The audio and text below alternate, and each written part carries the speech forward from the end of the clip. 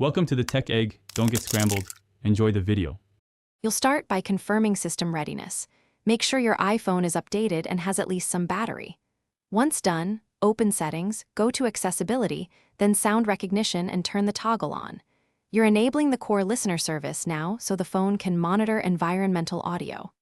Next, tap sounds to add categories like doorbell or baby cry.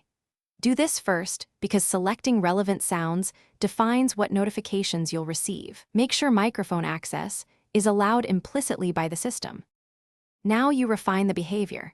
Choose specific sound types that matter to you because fewer categories mean fewer false positives. Once selected, go to Settings right arrow notifications to ensure sound recognition can deliver alerts. Enable banners and sounds if you want immediate attention. Also check your active focus profiles and do not disturb. Make sure sound recognition notifications are allowed through those modes so alerts aren't silenced. If you use headphones or live listen, keep them connected and test. Finish by testing.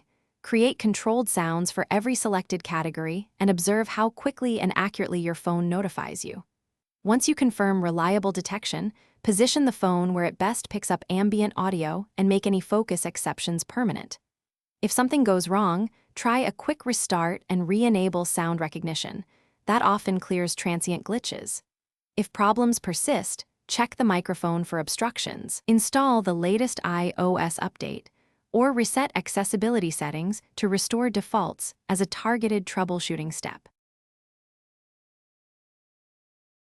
Thanks for watching. Consider subscribing if I helped unscramble your problems.